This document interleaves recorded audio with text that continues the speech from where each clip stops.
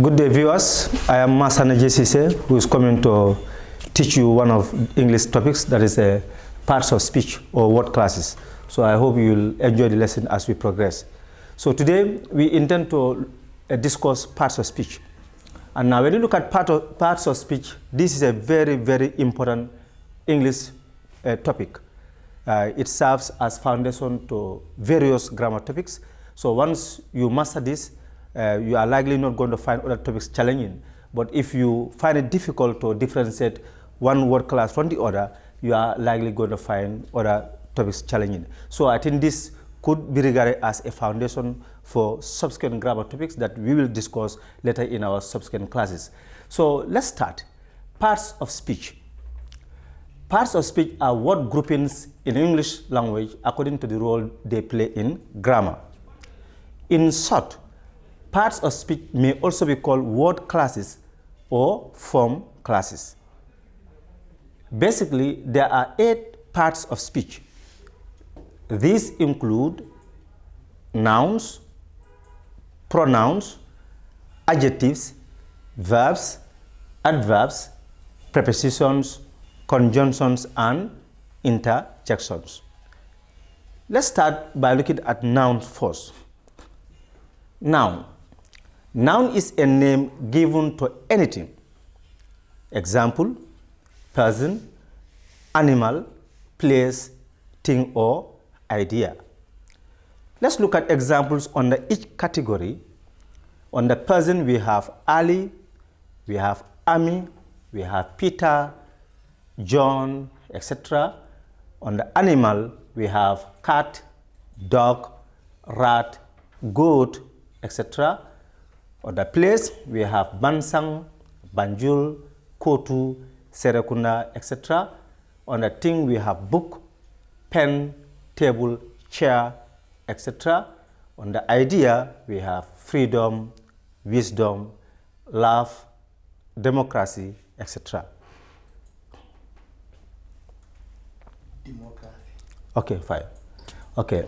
On the idea, we have freedom, wisdom, love, democracy, etc. Now let's look at classes of nouns. Classes of nouns include proper noun, common noun, collective noun, concrete noun, abstract noun, countable and uncountable noun, compound noun, and gender noun. These are also called types of nouns. So nouns are categorized into different forms or types. Now let's look at proper noun. Proper noun is a specific name given to a person, thing, idea, animal, or place. So these are distinct names given to anything. You see, examples we have Mr. Seka, Ami, Banjul, the Gambia, England, Africa, Bingo for a dog. Assuming you have a dog and you name the dog after Bingo, then that Bingo, if you are spelling it, it has to be capitalized because it is proper in that. If it is just dog, you know it's going to be common noun. But Bingo, in this context, it is a proper noun. And we have Benz, etc.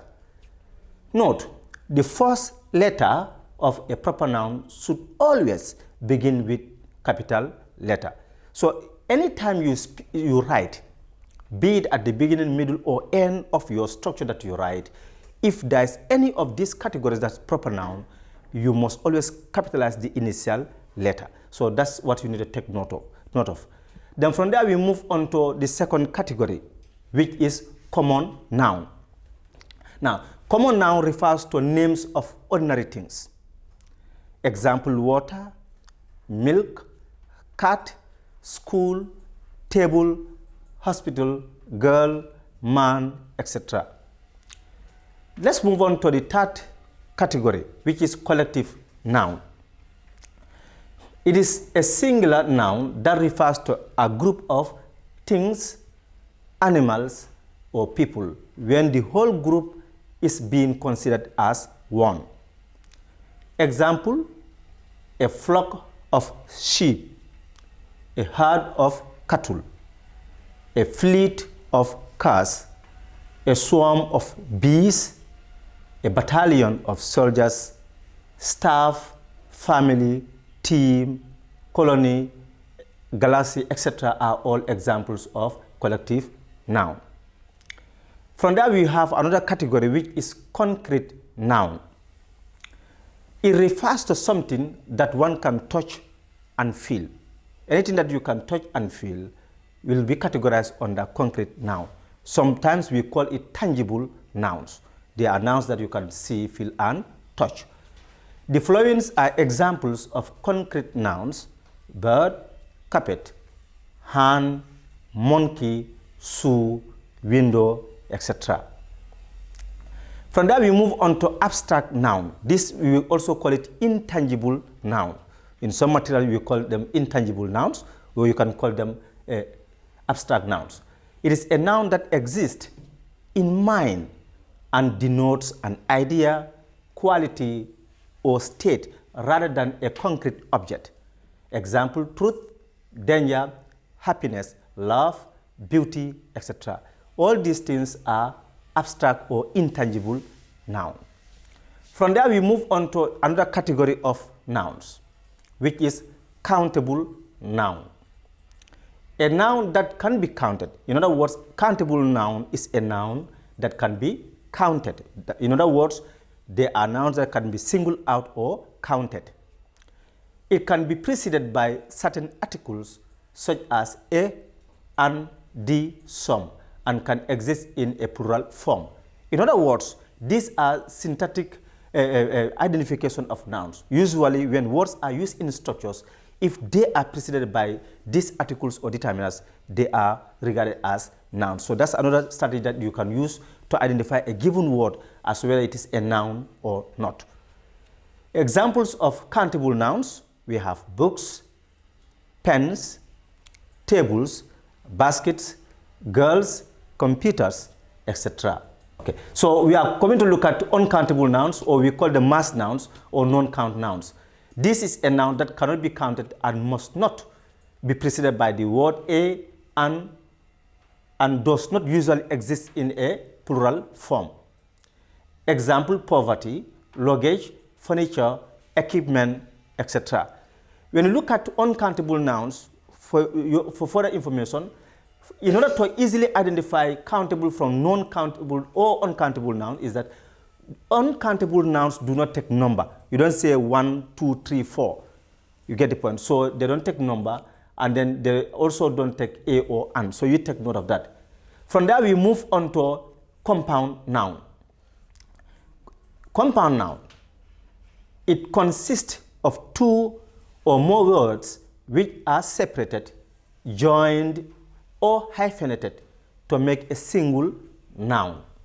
However, most compound nouns consist of two nouns or an adjective and a noun, but some such as cover are phrasal verbs, and some such as passerby and looker on are derived from a noun plus adverb. A few compound nouns consist of a letter of the alphabet and the noun, as in X-ray and U-turn. Let's look at examples. Open compound nouns, we call them separated. These are compound nouns that are not fused together.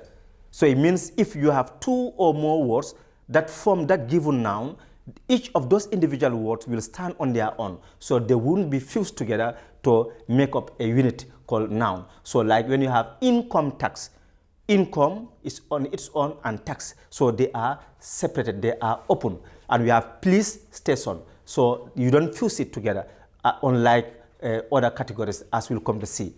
From there we have also close compound nouns. These are joint ones.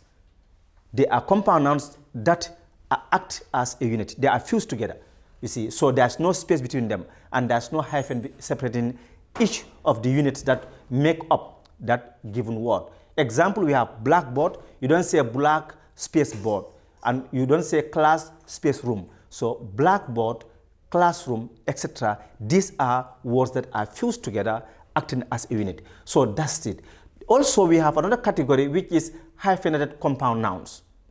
Now, when you look at these hyphenated compound nouns, if you have two or more words forming a given noun, between each of them you have a hyphen separating them. So when you have mother-in-law, you have hyphen between mother and between in and law, you have hyphen there. Pen friend, the same thing. Commander-in-chief, you have the same thing. And we have many more. Sister-in-law, brother-in-law, and many more. So when you look at this also, this is another very interesting topic. Take note. When you come to these compound nouns, we have two ways in which we identify their plural forms. Some of these compound nouns, the plural marker is always placed on the first element of the compound, while in others it's always the last element. For instance, if you say commander-in-chief, you say commanders-in-chief, not commander-in-chiefs. If it is son-in-law or mother-in-law, the mother will take the S, not the law. If they are acting on their own, we know the mother can take S and the in-law can also take S. You can say they are my in-laws. But then once they are together, that in-law will lose its weight to take the S. The same thing goes to others like girl guide. Often people will say girl's guide. So it becomes girl guides, Boy Scout becomes Boy Scouts, etc. So you take note of that. So when you come to compound nouns, which does come in was, take note. Anytime you have compound nouns, some of them, the plural marker is always on the first element of the compound, while others is the last element of the compound that takes the plural marker. So you take note of that. Okay, so we moving on to possessive noun. Noun that indicates ownership, we call them genitive as well. Usually, possessive noun goes with an apostrophe, that's apostrophe S, at the end of the noun. However, nouns ending with S add the apostrophe immediately after the S to show possession. Let's look at these examples before I give you other example that will elucidate this point. Example 1, Lamin's car is blue. When you look at here, the subject here is Lamin, and you have apostrophe S. That shows ownership. It means the car belongs to Lamin. When you look at number 2, the student's bus is at the garage. Here already students end with S. It's already plural. So there you only have to inflect the apostrophe there, but not to put there another apostrophe S, since it already ended with S. James' book has been stolen.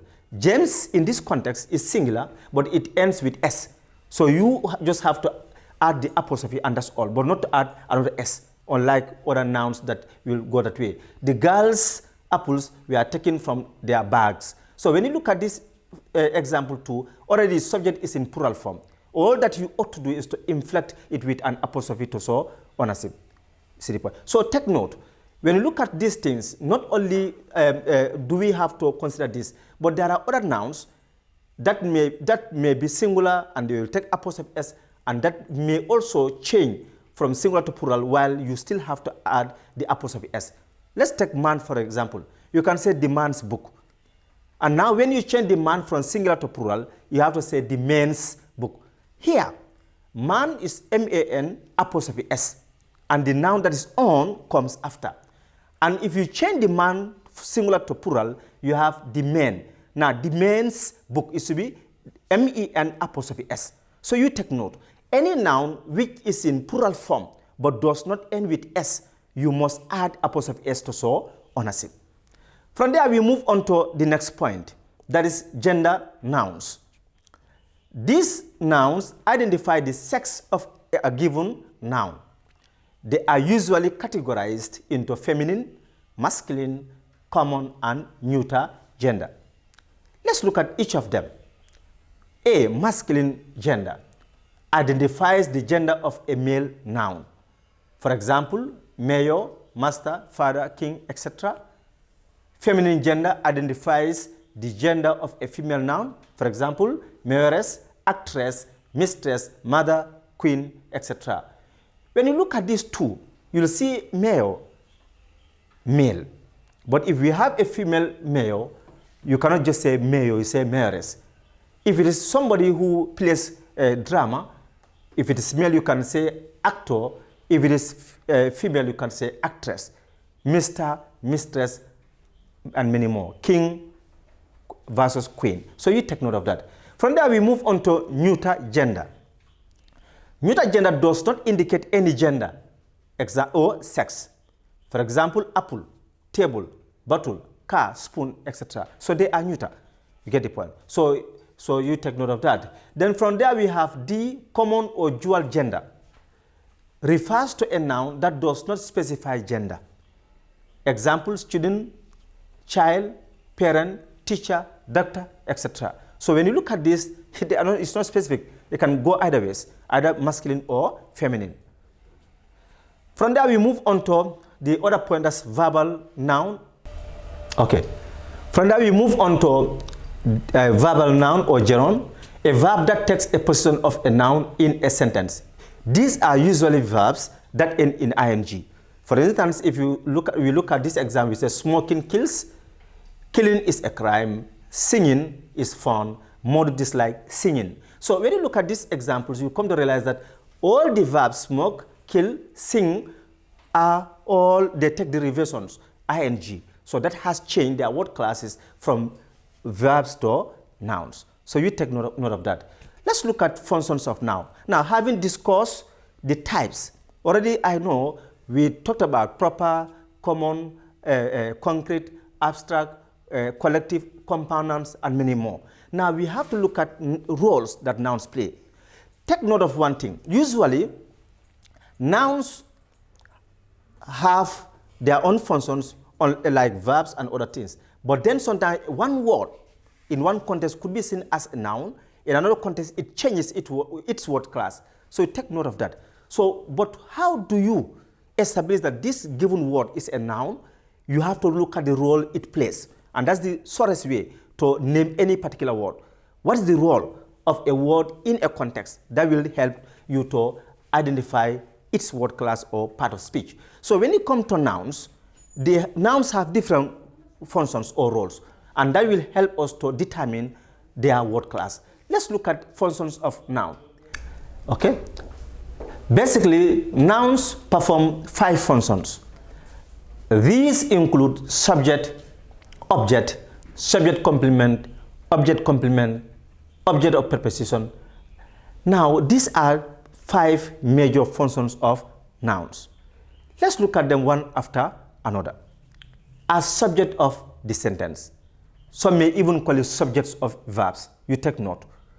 Now, when you look at these examples, we have 1, Musa plays football. 2, the monitor collects the register. 3, the students play volleyball.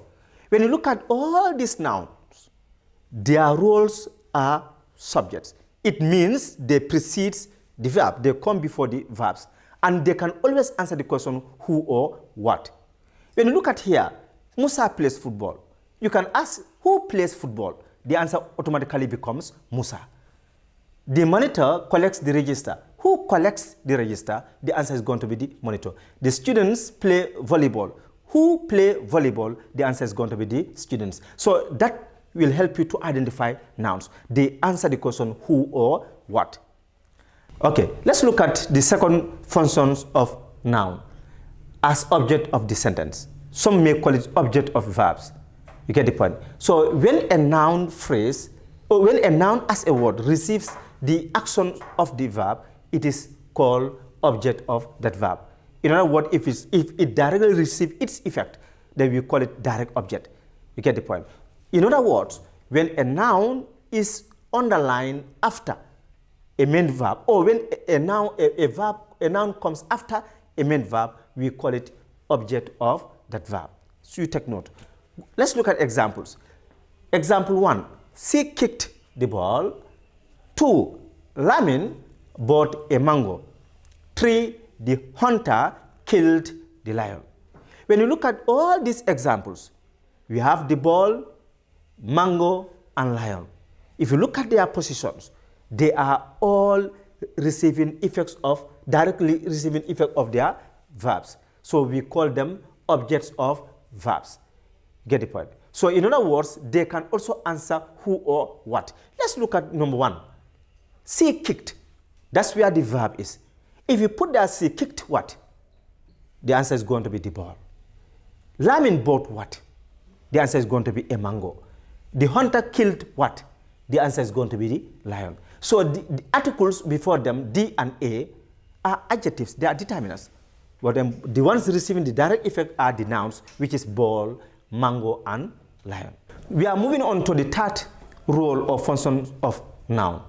That is nouns acting as subject complement. Now, for example, my mother is a business woman. The driver was once an apprentice. Mr. Sanyang is the principal of Kotu. Now, when you look at these things, they are all subject complements. Let me give you one example here. How do we differentiate subject complement from objects of verbs or sentences? Usually, if the verb that separates the subject and the object, if it is a linking verb. In other words, if you have a linking verb between the subject and then the noun, then we call it complement.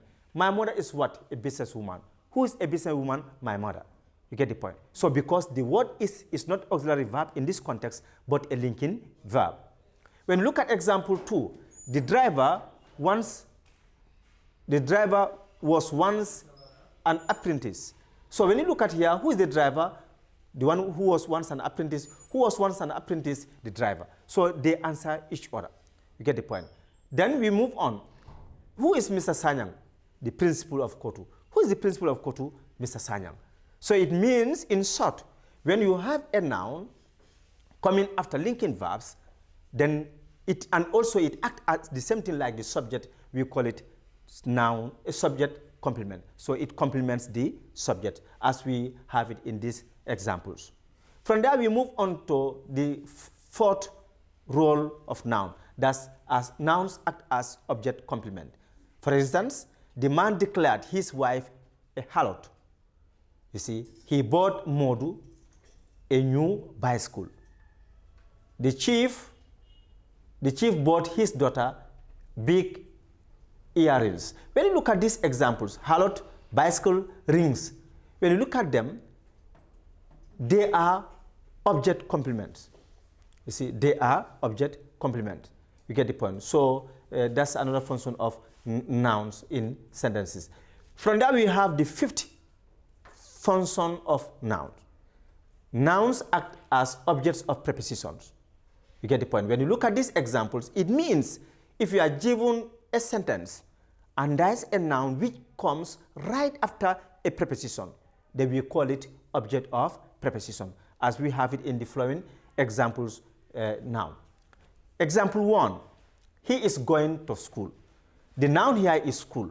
What is the last word which precedes the noun? To, which is a preposition. So the school as a noun is acting as object of the preposition to. 2, the book is written for students. When you look at students here, it comes after the preposition for. So it is object of preposition for. And when you look at here, the girl is in the class. Class also is the object of preposition in. You get the point, because between the in and the class, we only have the article D there. So class there also is acting as object of preposition in. Now class, we've just completed discussing nouns. We've talked about the definition of noun. We've talked about categories or types of nouns. We've also talked about functions or roles of nouns. You get the point. Now we are moving to pronouns. That's going to be the second word class or part of speech that we are going to discuss as part of today's lesson. Let's look at definition of a pronoun. A pronoun is a word that takes the place of noun or noun phrase in a sentence. Simply put, any word which comfortably replaces a noun or noun phrase in any given structure is a pronoun. So you take note of that. Now we have examples here. We have I, she, they, us, them, me, etc. We have more examples. These are just few, but as we progress in the course of the lesson, you'll get to see other examples that will come. Now let's look at types of pronouns. Just like nouns. Under nouns, we talked about different types. Pronouns also have different types. And now we have them on the board. Personal pronouns, reflexive pronouns, relative pronouns, demonstrative pronouns, possessive pronouns, indefinite pronouns, and interrogative pronouns. I want to say one thing here. When you look at reflexive pronoun, should have been with intensive pronoun. They share the same examples. The only difference is their location. But once we reach that point, I will explain it further. Now let's start with personal pronouns. Personal pronoun. This refers to the person speaking, the person spoken to, or the person spoken about. Let's put it this way. Here I am teaching you. As I speak to you direct, I'm the first person. You who are being addressed are the second. If we are talking about the principal of the school, that principal will be the third person. You get the point? So that's it. So when you look at here, where we have example, I, you, he, she, it, me, you, him, her, we, us, they, etc. Now when you look at here, we have singular, we have subject, we have object, we have determiners, possessive pronoun, and reflexive pronoun. This is very comprehensive. It means it almost tailored to suit all categories, and then each of them is individually treated, as we'll come to see in the course of the lesson. Now let's look at, it says first person, subject I. If the speaker is alone, or the writer, we call it first person singular. If it is alone, you say I, if it is subject, and me, object. In other words, I is used before verbs, while object is used after verbs. But there are exceptions. If what comes is a linking verb, you may use I there. For instance, who is talking, you can say it is I instead of it is me, because the verb there is a linking verb. Take note. So is, was, am, where, was, am, you see, are linking at the same time auxiliary verbs. Once you use them alone in a structure, they are linking. But once they are used alongside a verb, and if they precede such a verb, then they are acting as auxiliary or helping verb. From there, we move on to determinants like my. Already, I'm the one speaking to you. I, me, my, mine, and myself. All these examples are referring to a single speaker or writer. Now that I'm talking to you, teaching you, once I say I, it is no other person but myself, me, my, mine, and myself. From there, we move on to second person. That's the guy that's directly being addressed. If I'm talking to Ramatullah right now, she will be the second person. And I have you, that's both subject and object. Let me put it this way. If it is the first person subject, you use I. You cannot say me going home. I am going home. Me, I'm going home. I am going home. Because the I is subject. And the me comes after verbs, as I explained earlier. But when you come to you, be it singular or plural, it can come, and then be it singular or plural, be it subjective or objective, you have to use the same you. You can be used at the beginning of a sentence. It can also be used after a verb in a structure. So you take note. You are happy. I called you. So the you can come before. It can also come after. So that's what you need to understand. The your is determiner. Your. Usually, if I want to say your happiness, you see your whatever. So it's a determiner in that. But when you come to possession, a possessive pronoun become yours. Your, yours.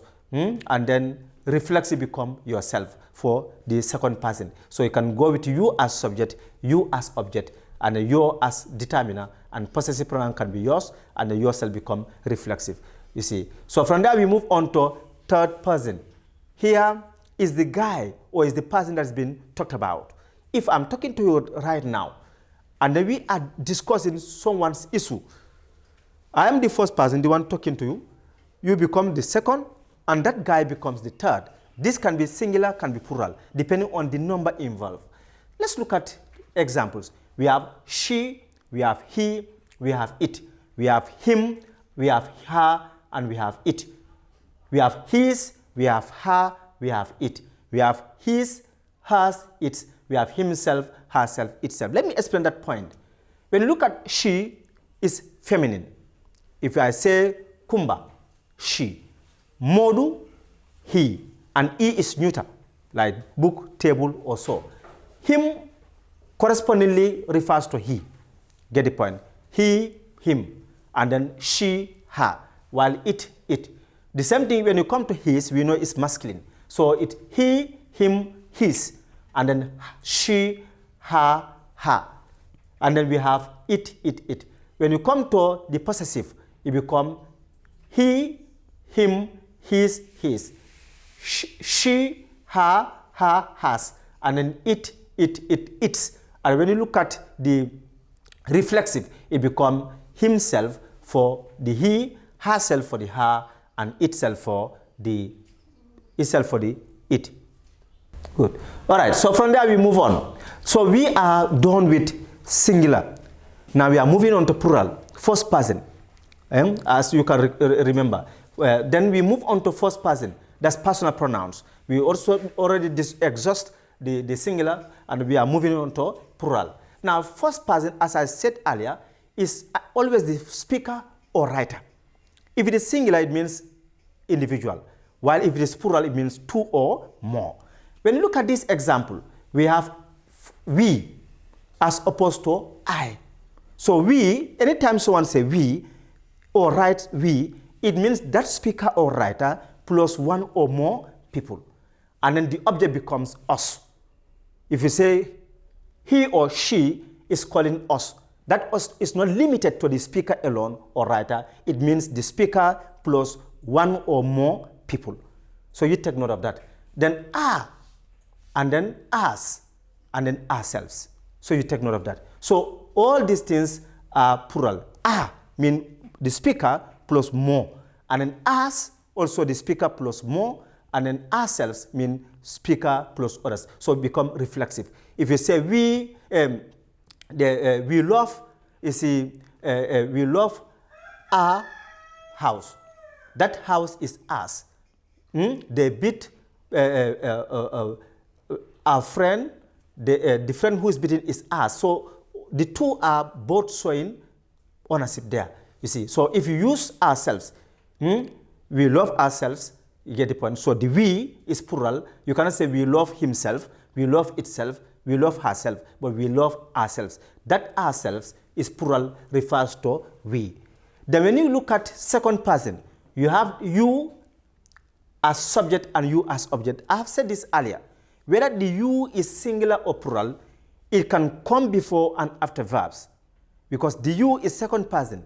So the rule says that you always attract plural verbs. So anytime you use it, and then it's one of the most flexible personal pronouns, because it can come before a verb, it can come after it. In other words, you can start you with a sentence and it can come anywhere in the same sentence. Then your also is part of second person. Yours becomes the possessive pronoun, and then yourselves become reflexive. You yourself, they call yourself.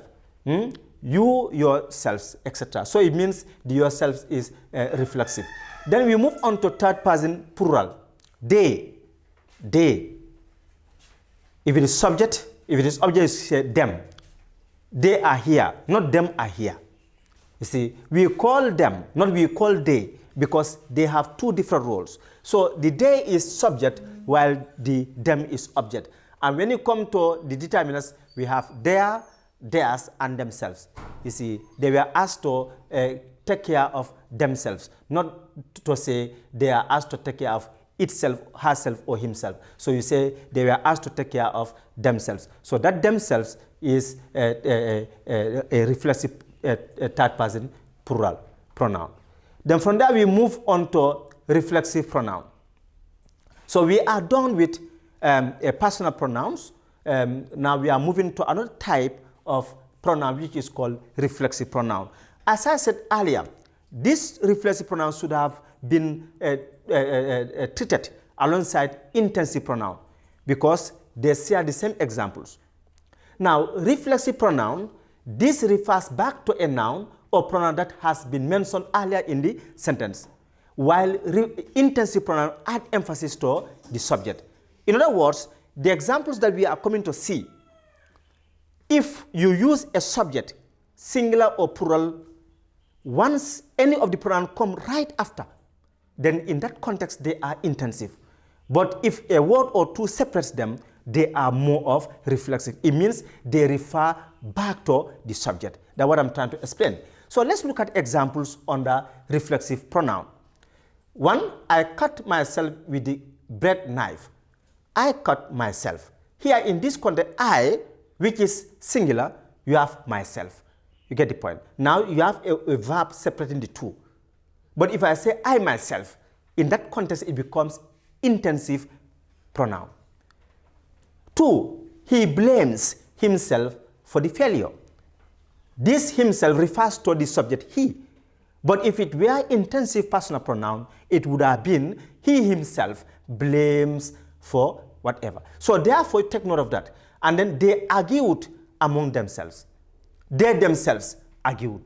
You get the point. So, but since the themselves is far from the subject they, here we call it reflexive pronoun. So they are not intensive. So, but you take note. You may see in other materials or other people may speak to you and then or write to you and use the intensive one, and you may be on tenterhooks as to what is correct. So you take note of that. So once these examples are used very close, or if they are placed very close to the subject, be it a noun or pronoun, they are intensive. They are adding emphasis to the subject. But once they are a bit far, they are referring back to the subject. So we call them reflexive pronoun.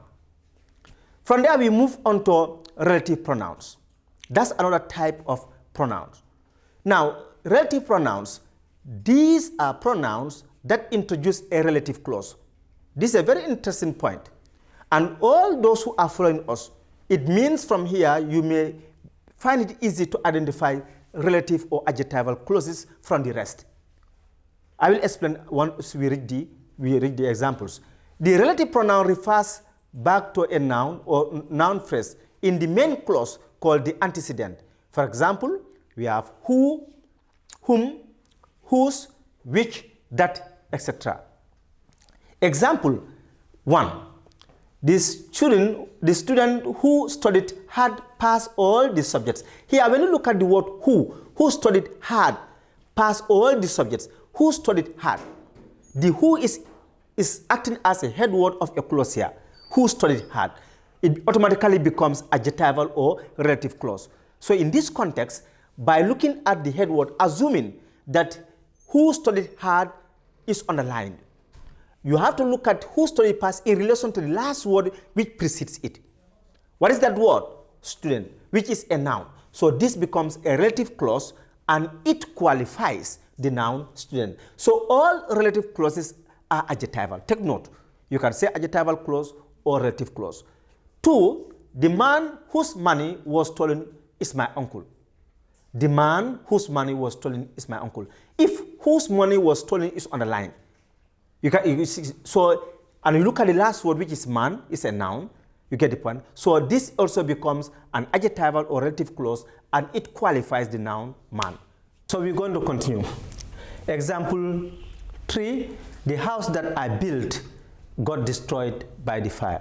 So when you look at here, the that also is preceded by the word house, which is a noun. And the last example, this is the last ship which he built. So the same thing when you look at which he built, the which is preceded by the noun ship. So from there we move on to another types of pronoun, which is demonstrative pronouns. Demonstrative pronouns, these are used to indicate or point out things or people. The demonstrative pronouns are this, that, these, and those. The plural forms of demonstrative pronouns are these and those, while the singular ones are that and this. Let's look at examples here. Example 1, I am sure this is my book. 2, that is definitely that's car. Example 3, these are my favorite flowers. And then 4, those are very expensive houses. So that will bring us to the end for demonstrative pronouns, and we move into possessive pronouns, which is another type of pronoun. Now, possessive pronouns. These are pronouns that indicate possession or ownership. we call them genitive. You take note. They indicate ownership.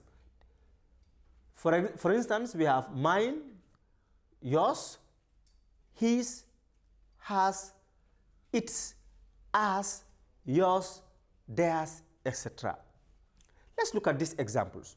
Example 1. The book is mine.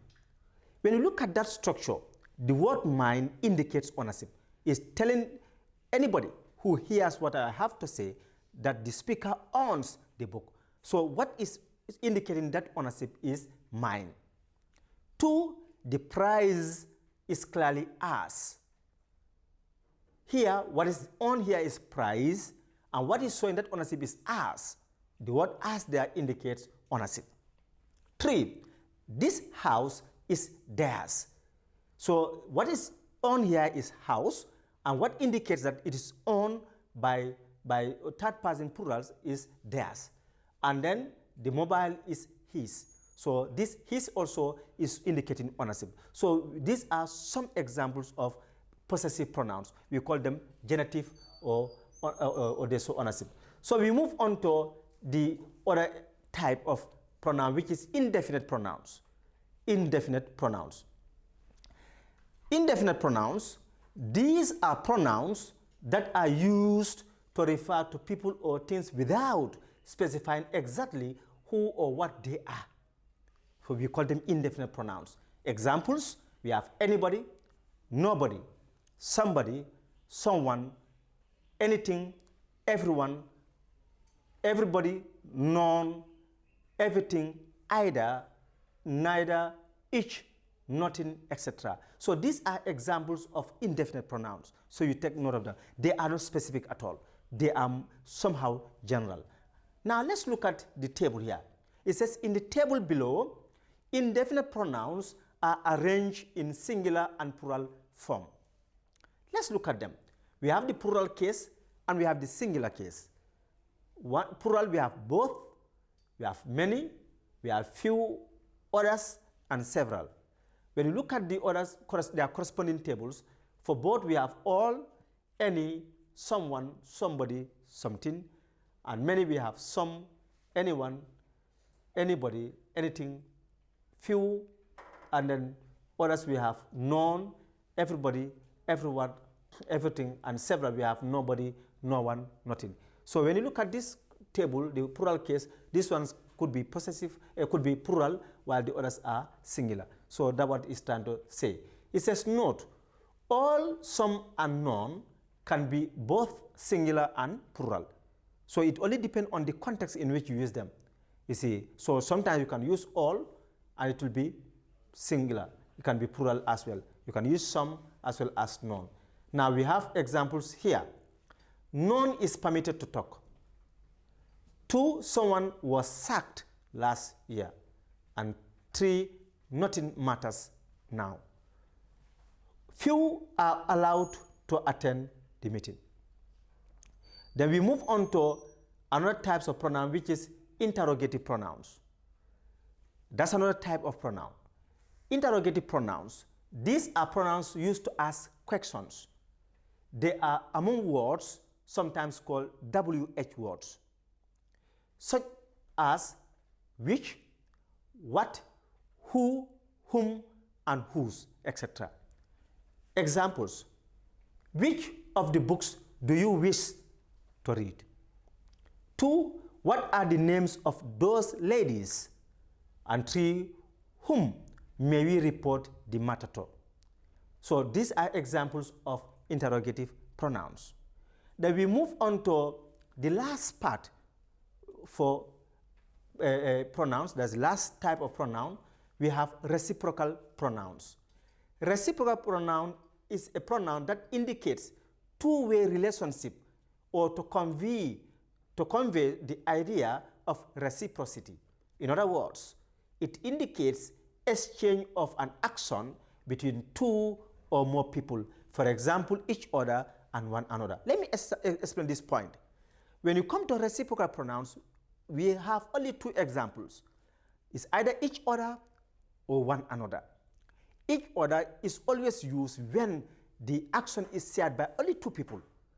If the action involved is said by more than two, you use one another. For instance, it says Lamin and Modu fight for each other. Here, two people are involved. So you cannot use one another there. You say each other because the action is jointly shared by only two people. Then another example says students assist one another in exams. In that, the subject students is more than one. So that's why you cannot say each other. You say one another because it's more than two. So we have three or more people. So anytime you have only two, then you use each other. If it is more than two, you use one another. So this is what the time permit for our today's lesson, and I hope that you've enjoyed. So by the time I come next class, we shall continue with the other word classes or part of speech, which you will also find very interesting. So as usual, my advice to you as students is to stay at home and make sure that you don't go out.